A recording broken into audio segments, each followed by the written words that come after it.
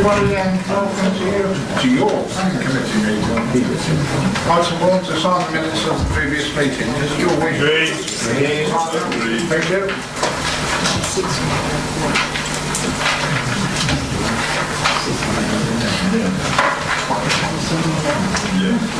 Thank you. Apologies for absence, please. Councillor Wesley and Councillor Smith. A full house otherwise, I think. Yep. Members' interests. Any disclosable interests? No. No. Party whipping arrangements. No. Members of the public, we don't get together beforehand or and decide if we're going to vote, whether we're going to vote together. The next bit you'll probably like. There are 4 applications that are not on tonight. In other words, they're off. The Ravensthorpe application is being deferred for a housing needs survey, and the 3 in Crick are delegated approvals. One of them because the hotel one because the parish council's comments aren't relevant, and the other 2, the comments have been changed so that they are at the moment. So we're only dealing with 3 applications tonight, which I'm sure you'll be very pleased on a nice cold night. Anyway, a few bits, I'm sure you've heard them all before. The alarm bell rings, a fire alarm is not a practice, it will be a genuine or a fault. So please go out the way you come in as soon as you can. Please switch your phones onto silent because we collect some money for the Chairman's charity that way. £10 if it makes a noise, or £4 if it's a poor old sound, £5 if it's a poor sound. Speakers will have 3 minutes, after that you'll be asked to wind up. That's the only opportunity you will have to speak, so I'm sure you won't interrupt during the rest of the debate. And all 3 of you, I'm sure you're not going to clap, cheer, kiss, boo, or wave your hands. Although you look a bit dodgy, you could. You might see officers talking at the same time as you, which looks bad manners, but they're trying to get answers from the point you're making. So if you do, they're not being bad manners. Right, I think that's it. We go on to planning application now. And with the others being delegated some way or other, 43rd. The first one, I think, should be in Broadston. Over to you, officers. Thanks, Chairman. As you see, members, it's an application for conversion of the barn to a 4-bedroom self-contained holiday let. In our view, we consider the proposal fully in accordance with the development plan policy, and we recommend the application for approval. We do note that the comments of the Parish Council, we do consider those of sufficient weight to tell by our recommendation. We recommend the application be approved. Thank you, Anna. We have a speaker, Mr. Burton Taylor, who's the agent. Hi. You nearly. Very near. You're very close to that. Right. Like I say, you have 3 minutes. You can do it from your seat, you're okay. Oh, okay. Thank you, Chair. Good evening, members. I would just like to endorse the planning officer's recommendation in the committee report for approval. The application complies with the policies of the development plan and the National Planning Policy Framework, which you'll be familiar with, points towards approval without delay where proposals are called with the development plan. We, very late on in the process, were asked to undertake a bat roost assessment of the building in question. That assessment has been undertaken. There is a report which should be with us next week, but essentially concludes that there is no potential for roosting bats within the building. So we will provide that to the planning officer next week when that arrives. There are a number of points that are raised by the parish council and points of objection to the proposal. There's a number of discrepancies between the submissions that they made and also what is actually being applied for. For example, they refer to a 6-bedroom holiday let property, whereas the actual proposal is for a 4-bed holiday let, as correctly identified within the plans and also the officer's report. So, do you have any questions, or do you have to take the questions? Other than that, I commend the officer's recommendation to you. Okay, thank you, sir. We don't have the local members report, some of the members. Very quiet. So I'm sure we can make some comments on it. Oh, this has never been known. I propose we accept officer's advice. Thank you. Councillor Workingsworth. Well, we didn't have a presentation by the officer. We did. We did, you both did. That was so quick. Concise and to the point. Sorry, normally you're not that quickie. There was an Ayman Liddell presentation, which was straight to the point. Yeah. Okay. Do we have Vice Chairman? Second proposal. Okay. If nobody else wishes to say anything, this is a straightforward application. We have a proposal that the application be approved, which has been seconded. All in favour, please show.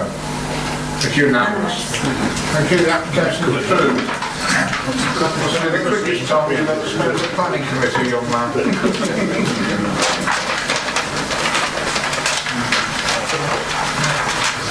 next action is in Kilsbury.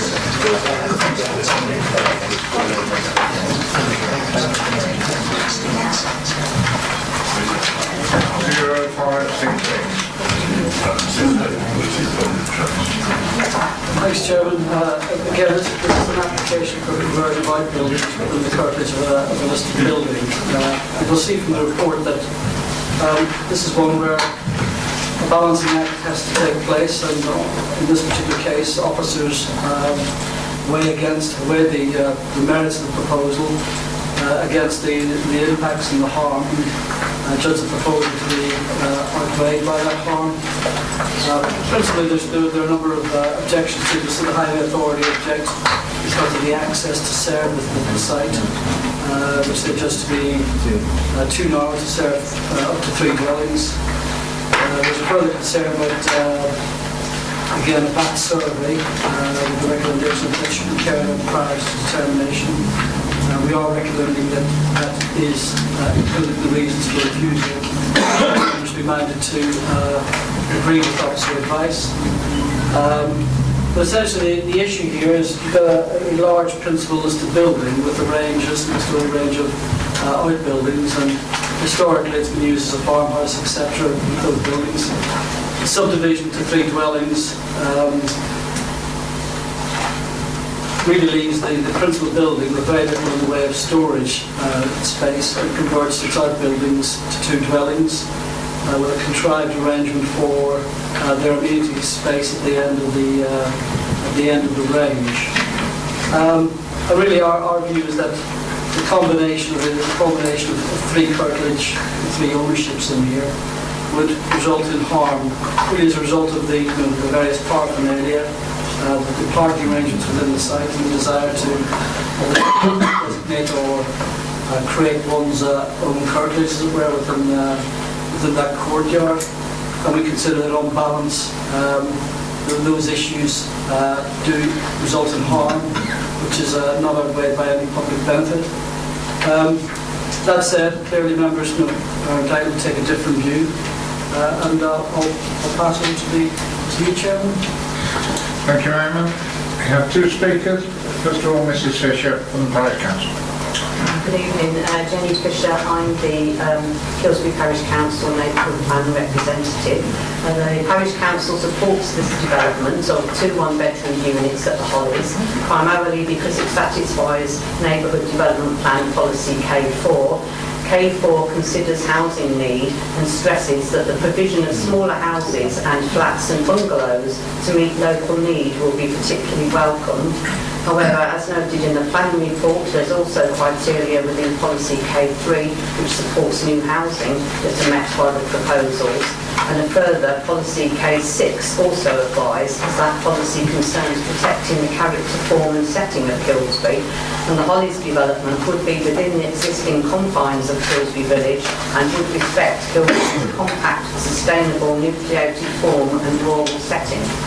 There's various paragraphs within the neighbourhood development plan that are also relevant to policies K3 and K4 and the current application. Paragraph 2.6 concerns the housing need survey carried out by Daventry District Council.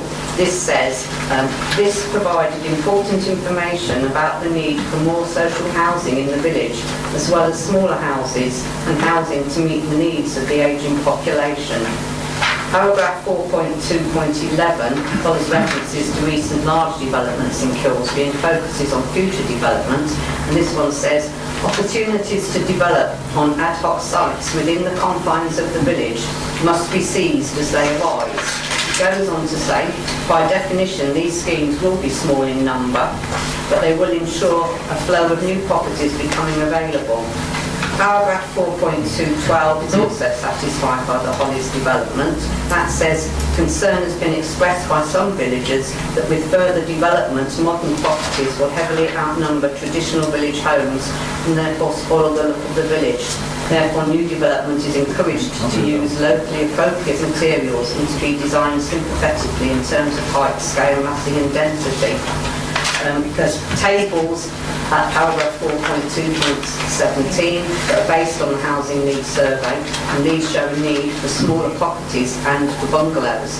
So to summarise, the Hollies development satisfies Kilsby Neighbourhood Development Plan criteria in being living accommodation offered within the confines of the village boundary, a new development that keeps the original character of the property, provision of extremely rare one-bedroom living accommodation which has been identified as desirable for Kilsby, and provision of bungalows which again has been identified as desirable for Kilsby. Thank you very much. Thank you. Next speaker is Mr. Longmore.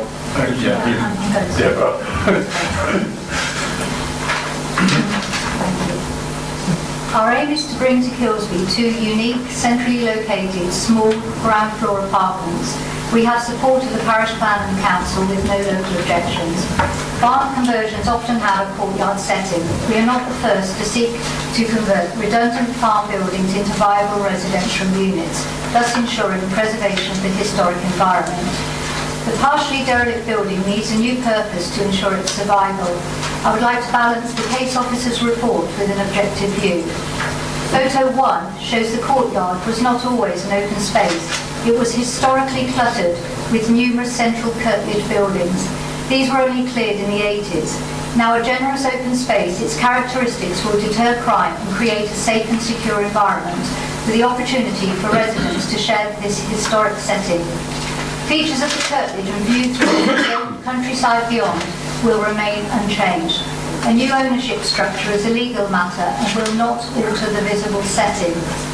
Details of the repair, restoration and ecological issues of our proposal are covered by a separate listed building application. Photo 2 shows the house has large skylights, modern windows and roof tiles. By the time it was listed in the 1980s, it had already lost many of its historic features. Our 6-metre entranceway, as shown in photo 3, allows a large family car to easily clear the highway whilst permitting the exit of an SUV. Photo 3. LHA's Standing Advised 2016 guideline states 5.5 metres is a maximum width, not a minimum, for a shared driveway. Our existing entrance has good visibility. Its continual safe use cannot now be considered as having an adverse impact on the road network. The possibility of having to wait for oncoming traffic before turning off the highway is surely normal procedure in a residential area. Removal of our stables will greatly reduce traffic through the yard. In reality, single-bedroom units generate little traffic with natural flows out in the morning and returning in the evening. Photo 4. The Planning Department has set recent precedents regarding entrances on Kilsby's arterial roads. Several developments where driveways do not meet planning and highways guidelines received case officer's recommendation of approval.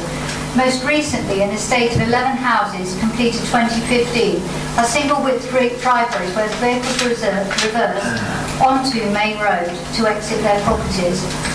DDC supporting draft documents state this proposal would not have a detrimental impact on the public highway and it complies with policy PN2B as having a satisfactory means of access. As locals, we ask only to be treated with the same regard as larger developers and in a fair-minded and considered manner. The case officers quoting of various planning policies to recommend refusal of our application appears to be weighted against the objectives of these policies, which seek to encourage sustainable, sympathetic development within and with the support of local communities. Thank you. Thank you. Two local members, one on the committee and one not on the committee. So Councillor Robson, you go first. Well, I'll defer to Councillor Lomax if she wishes to speak. Okay. Ladies first, Councillor Lomax. Thank you, Chairman. Thank you, Councillor Robson. Well, you heard from the applicant and from the parish council, and it does accord with the Kilsby neighbourhood plan, which I think is a very important consideration. And I have to point out that there's little alteration to these otherwise redundant buildings, certainly not from the very little on the outside, so it will not impact unduly on the listed farmhouse. The entrance is narrower than ideal, but two one-bed units are not likely to produce a large number of cars anyway, so conflict at that point is hardly likely to arise. It is on a bend, yes it is, but you will have seen from the photographs that actually, because it's on the inside of the curve, there's a very long sight line in both directions in a 30-mile-an-hour limit. So I don't think there is any particular danger there. Also, the views into the countryside will be largely unimpeded. Already from the roadway, looking into the courtyard, half of the house actually is cutting off half of the courtyard, so it's not going to look particularly crowded from the outside, and the view will still be through into the countryside. It's been mentioned in the planning papers that the occupants of these units, if they were allowed, might leave rubbish and whatever. And could I suggest that that's hardly a planning consideration? The behaviour of potential occupants is not a planning consideration, because obviously that could be a matter of bringing to the attention of the environmental health officer. And finally, if you are minded to approve it, the back survey, I think, should be a condition. Thank you very much. Thank you. Councillor Robson. Thank you, Chair. Now, we've already heard that the access is narrow, but I think in this day and age, looking at the drawings, that is a bit of a red herring. I think the access is probably acceptable, comparing it with what we've accepted before. That leaves us with levels of privacy and the all overpowering requirement for public benefit when it comes to listed buildings. Now, we've heard very little about that. Now, as far as inadequate levels of privacy, I'm not sure about that. I think that officers may well be right. It does seem a bit sort of crowded and just stretched out over there. I don't really know whether adequate levels of privacy will be obtainable by the plans in their current state. I'd like to hear other councillors' views on that. Now, as far as the requirement for public benefit, I really don't see one. And that's the sticking point of this particular application, in my view. Unless somebody's got something to say about that, then I'm going to propose. No, I'm not going to propose anything just at this point. I'm going to wait and listen to other members. Thank you. Councillor Winston. Yes, first the old building, if I understand correctly, are not listed, so it's curtilage listed. Well, we all say that we want one bedroom in a village, we want something accessible. And as far as the reason for the crowding, the people who want to build it will live in the main house. So it's not to their advantage that the yard is not welcoming and not nice. So for me, yes, I can understand why the officers say they will not have ancillary building to put what they need. But frankly, the parish is for the it's the one bedroom. We are screaming all the time for one bedroom in villages because that is what people want. I wish in Housing West we had one bedroom houses. So I can see from my village we would love things like that. And I would like to go against officer advice, but I don't have really the planning reason, except that I have another view from the officer about the curtilage listed and the impact on the building, and that is the only reason that is sticking. And for me, it's not really a good reason. And regarding the thing, I think it's what we need, and 2-bedroom houses will be favorable than something much bigger with 5 bedrooms at the road. So I am for the development. It may be odd, but I think the owner of the house do not want to have something very ghastly next to them. Thank you, Councillor Richard.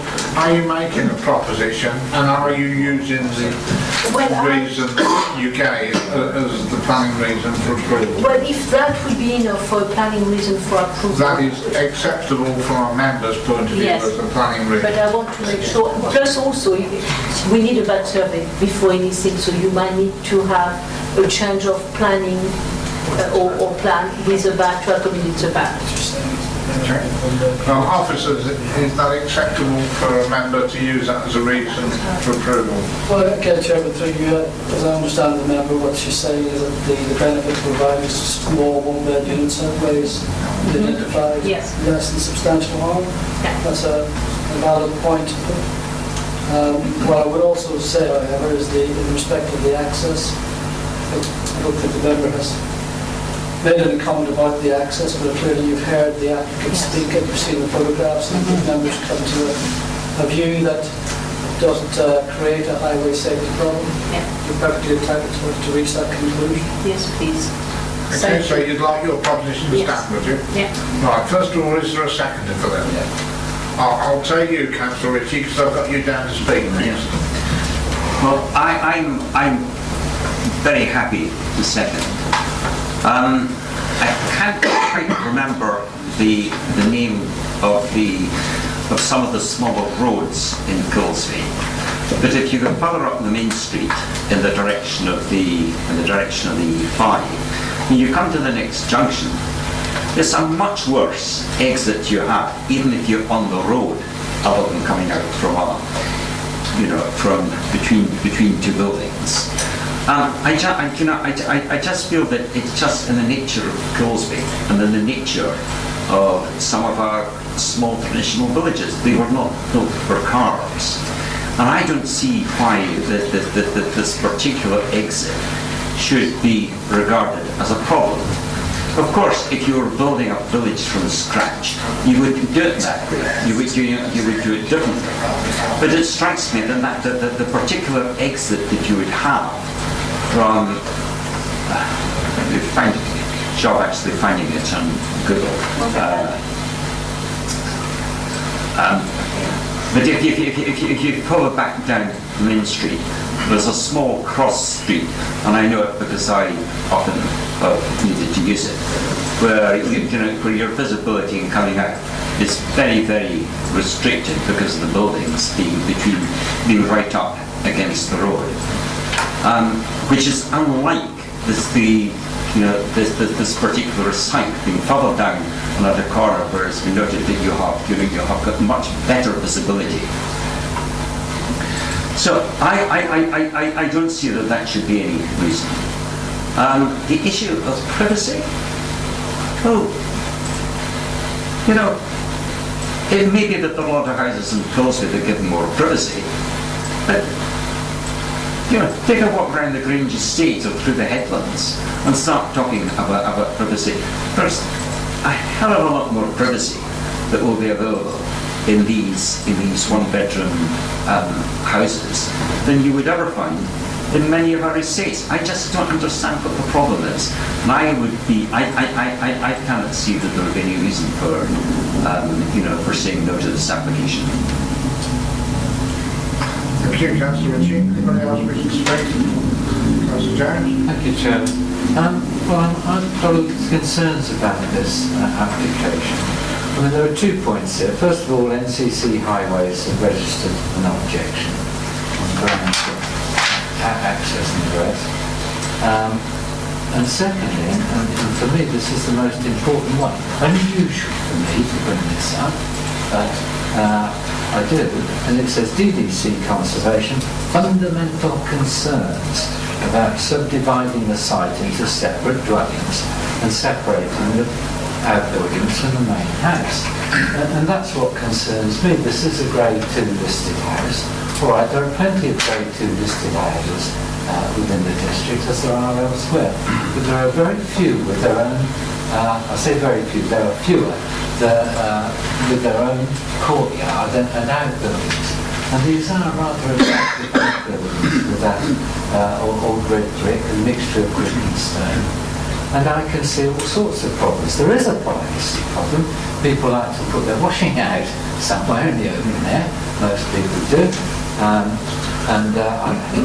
Every day when I come through Newnham, there's someone who has to stick their washing out in the front garden. It's the most unattractive, I think. However good the washing is that goes on the line. The other thing is I can see all sorts of disputes, neighbour disputes about parking, because it doesn't matter that only one person or 2 people might live in these dwellings. It's the number of visitors they have which is important, and that could be quite numerous. So there is likely to be, or could be, a traffic problem. So all in all, it's not an application which I can support, and it is unusual for me to say that. Thank you. Thank you, Chairman. I was going to make the same points that we've just heard. I think the planning officer's report has given very careful consideration to this application and has come down on the side of this not being an appropriate development, and I agree with that. For the reasons given, the division of the site into different ownerships with very little amenity space or parking space for vehicles. The restricted access, okay, you can argue that that's the highway authority being pernickety, but they have policies too that they think that we should stick to. I see no benefit at all to outweigh the less than substantial harm to the listed building and its curtilage, and so I can't support the application, Chairman. I support the officer's advice. Thank you. Any more comments? If not, we have a proposal that the application be approved for the given reason, which has been seconded. All those in favour of that proposal? 1, 2, 3, 4, 5. Those against? 1, 2, 3, 4, 5, 6. Right, that proposition is lost. I need another proposition now. Councillor Chandler? I propose, Chairman, that we follow officer's advice and refuse the application for the reasons given. You have a second, Councillor, thank you. Right, anybody wish to speak on that? If not, we'll go straight to the vote. Anybody supporting that proposition that it be refused as per officer's advice, please show. 1, 2, 3, 4, 5, 6. Those against? 1, 2, 3, 4, 5, 6. Thank you, Chairman.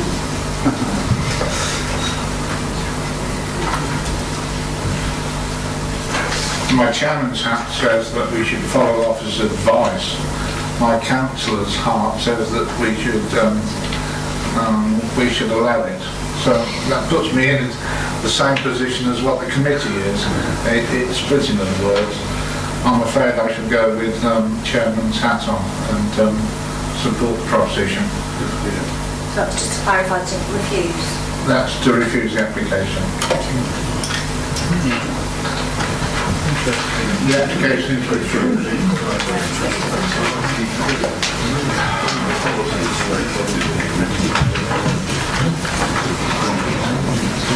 The next application is in Hill Ward in Daventry, and the only reason it's on is because it's a Daventry District Council application. Yes, thank you, Chairman. Daventry Country Park. First thing to say is, if you spotted it at the end of the report in the conclusion, it's not a temporary building, it's a very much permanent building, and the alterations to it are going to be permanent as well. Basically what it is, the facility is suffering from old age and various attacks with vandalism, etc. You'll see there's quite a lot of stuff. The design officer about the need to make sure that in this isolated location we take account of that potential. As if to prove her right, I'm told only last night it was broken into again. So we're wise to take note of what she says really, but basically it's going to be unisex toilets are going to replace the separate ladies and gents that we have now. And if we blow the plans up, it shows you in a bit more detail. It's probably easy to understand what's happening. They'll all have separate doors to the outside rather than have one shared entrance like they do now. Nice and clear. And they'll have baby change facilities as well. So my understanding is as well that they'll be locked during the evenings. They're locked. And the new Ranger extension on the back is going to have the extra strong security door recommended by the crime prevention design officer, who says it should be a tough door, as I call it, because apparently that's one of the things they tend to break into the Ranger's area. So I don't look at the photos yet. It's quite an attractive little group of buildings actually. So I think we're happy that it's all in keeping. It's not going to cause any major problems, but obviously, as we've said there, it's in accordance with the policy. It does enhance the facilities that do need a bit of a refresh and tidying. But on that basis, we're recommending approval. Thank you, Chairman. Thank you, Keith. Councillor Matt, I think, is the Hill Councillor. Over to you. Thank you. It said in the report that the crime prevention design advisor had further recommended that the building is alarmed with a fit-for-purpose intruder alarm capable of eliciting a response from a third party, etc., etc. Are we going ahead with that?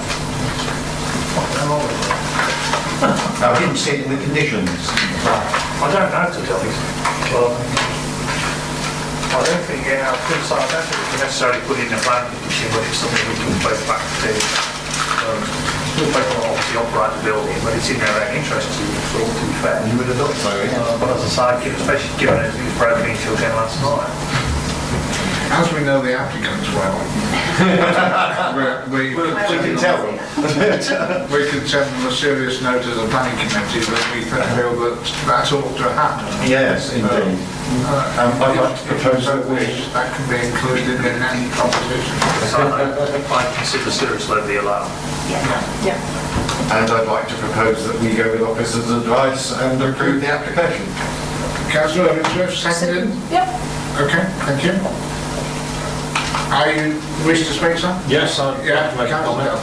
Yeah, I'm all for this, but I do have quite significant concerns, and especially if we're having every single one of the toilet with an outward facing door, that surely means that the whole site or that area around the toilet block would be less secure than if we had one strong lockable entrance door or two entrance doors, however. So it just strikes me that the design perhaps is weak, but also I note in here that it was mentioning these top doors or something, and I don't think there's any suggestion that they will be adopted. So I am concerned of what the Crime Prevention Design Advisor has mentioned. I'm concerned that we're not making the design robust enough.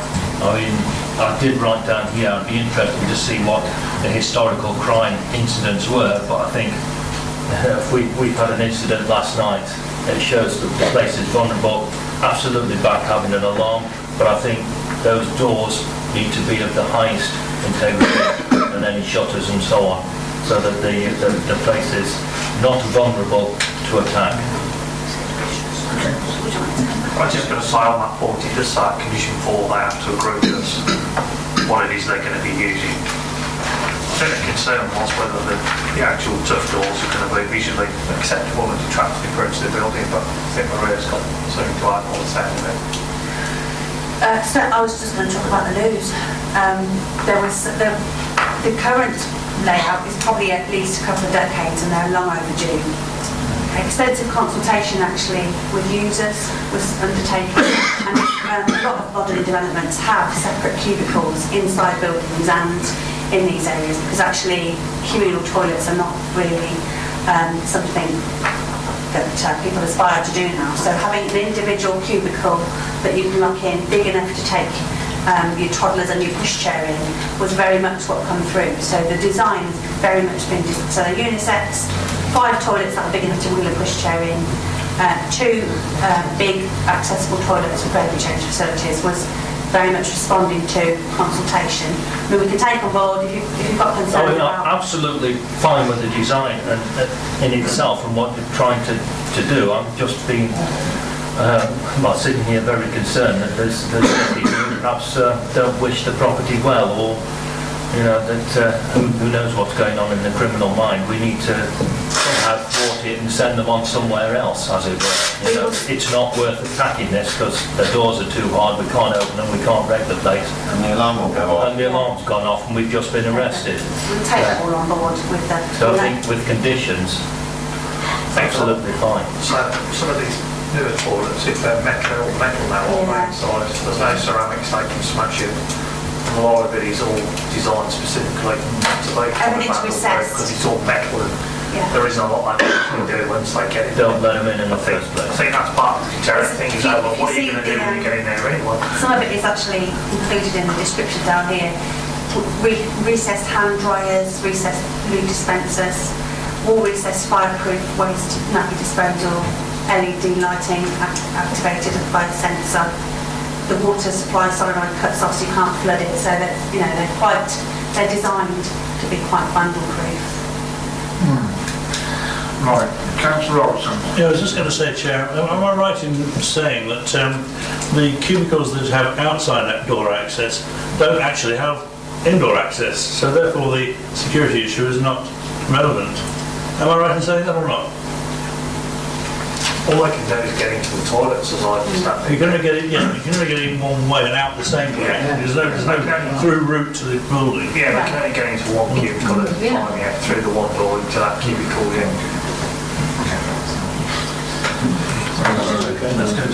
There's a quick comment. I've got a friend who's got a great big service centre for televisions, and he's got CCTV, it's alarmed, and 8 people cut a hole in the back wall, took all the bricks out and thieved it last weekend. That's with all those devices. They can see there were 8 people. The alarm went through to the police, but they still didn't catch them. It's still running. Anyway, Councillor. I've just had what I'm given quite a connoisseur of lavatories this last 18 months. But your reputation goes before. I did go to a country at Weymouth in the summer, and it was just like that. The lavatories, a lot longer than the block was, lavatories, and I remember remarking to Ira how much better it was that there were external doors, because people can see what's going on, especially if little children or young children go to the toilets or anything. It's much better. And it is true, the old lavatories at the country club always used to feel a bit sordid going in there, trophy boxing and then a couple of cubicles at the back. It's high time it was done, dusted, and this is much better. And it's much better for people, not only people with babies or invalids, it's people who've got, a need to do something more than just unzip or lift a skirt. I can tell you from experience, and it's much, much better for people, and it's much more private and civilised, I think. I'm very pleased. Looking forward to using it. I'm sure you could be the first to go there. We have a proposal, the application be approved, which has been seconded. All those in favour? I think we are unanimous. The application is approved. And as promised at Chairman's briefing, by the way, you know I offered everybody, you can come along to Chairman's briefing and see what it was all about. We had a person turn up today, so Councillor Chandler came along and saw the film. So you're very welcome to come along, but the meeting is now closed, it's 5 to 7 as promised.